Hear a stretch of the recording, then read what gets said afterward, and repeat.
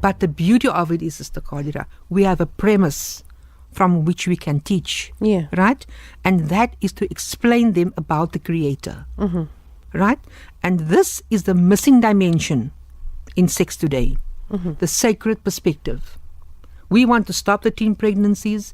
We claim that this is the answer. The CSE is the answer to stop the HIV and AIDS, to stop the teen pregnancies. But we are missing the point. Yeah. Because the sacred perspective is not included here. We need to explain to our children and tell them that God is the creator of sex and it's connected to purpose. This type of curriculum is about sex education without purpose, without premise, right? God is the creator. So if I do speak to my child, Sister Kadira, at the little age of 2, 3 perhaps, if it's necessary, right? The beauty is, or the advice that we're giving you today is that Allah, God, is the creator of all creations, and plants and the flowers and the birds. So it's easy to take them into nature or take them into your garden, right? To teach children about the birds and the bees. That everything, explain to them about the oneness of Allah and that Allah has power over all things, right? And He is the cause of all things to come into being. So now here you teach the child to make a connection, right? Yeah. So that He created everything in pairs, right? The male and the female. And we have been made to reproduce our own kind, right? And we could have little babies who become children and grow up to be like mommy and daddy. It's a far cry from sitting your child down the night before they get married and giving them, a talk. But this is the cycle of life, Sister Kadira. It definitely is. And it's the way that it should be, Sister Mahbooba. And the way you've introduced it as well. And I just want to take a couple of steps back to the book that you saw about it. Why is the church avoiding the conversation around it? Why is the mosque avoiding this conversation? Absolutely, Sister Kadira. That the masjid is supposed to be your place of learning. And this is something that it's natural. It is something that can be done decently, as we will prove within these segments and within this topic of discussion. But the manner in which Islam it's so beautiful in a sense that everything, that there is an alternative way to have the difficult conversations. But also, why do we not have life orientation programs in our madaris, Sister Kadira? Yes. Why do children only have to recite, and fluently and memorize and tajweed? You know what I mean? Which is important. Yes. But what about the tafsir? Absolutely. And that's where it comes through. Yeah. Sister Mahbooba Davids is in studio with me for today's edition of Social Justice. This is part 2 of Pathways to Sexual Courtesy. We are speaking about the spiritual aspect of having this conversation, as well as how to approach the conversation with your young children. Now, Sister Mahbooba, just before we went for the break, you gave us, the practical examples of having the conversation with them when they start to become curious. Yes. Yeah.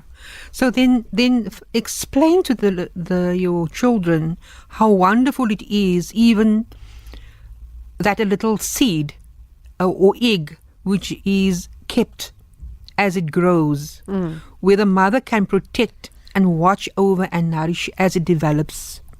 Right? Now you tell them about, where we come from. And the parent can actually fill in the details, right? So also show them how humans can be a loving family, right? A baby has a mother and a father, like baby animals. Right? Now, when I read this, Sister Kadira, this instruction, this is so much about what the family is all about. Yes. How can I teach my child if I'm living in this lesson, if there isn't really a good relationship between the mother and the father? Yeah. So it depends a lot on also the relationship between husband and wife and mother and father. Yeah. But as you talk to them about sex and sexual relations, Sister Kadira, connecting them with Allah, with God, and with love, and with family relationships. So as the child grows older, right, explain more from time to time, but keep ahead of the gutter education. Yeah. Right? So, and here we need to also realize, Sister Qadira, that one of the greatest sins, the greatest crimes and tragedies of this world society is the great sins of omission. Yes. The neglect of parents to teach their children. Not only about sexuality and sex, Sister Qadira, it's most parents neglect to teach their children. Yes. We will rather pay somebody else. Yeah. Pay somebody else. That's true. Actually. We will even pay somebody to take care of them in our preschools, in our education schools, Yes. right? Foundation phase school. Yeah. But first, also, before we attempt to teach our children, especially about sexual courtesy, we need to educate ourselves. Always teach with love and show the affection. And at the same time, bring your child to absolute recognition of you as the parent, as the authority on the subject. Let them know that you as a parent is actually the authority on the subject. Right? But now when it comes, because that the child knows if he does get the message outside or from somewhere else, he knows he can actually come back to the parent and know that he will actually get the truth from the parent.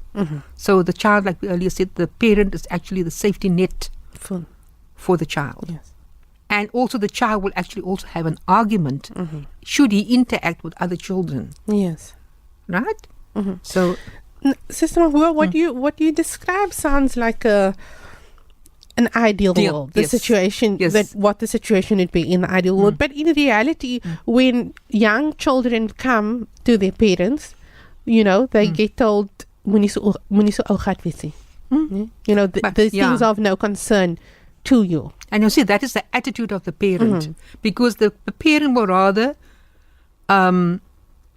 say that to the child, because I feel that because the parent feels inadequate to have a conversation with the child. So the parent will actually just brush it aside and actually come up with this particular answer.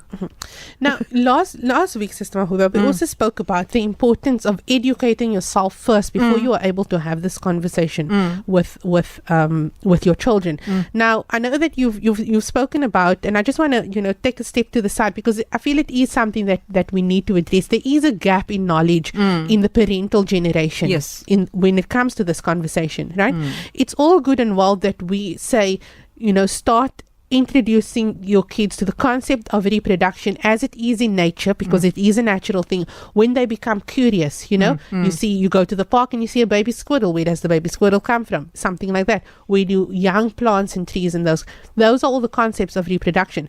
But is it possible to have a conversation like that with your 3-year-old if you yourself were never introduced to those topics? No, that is the thing, Sister Qadira. I just want to get us through this program.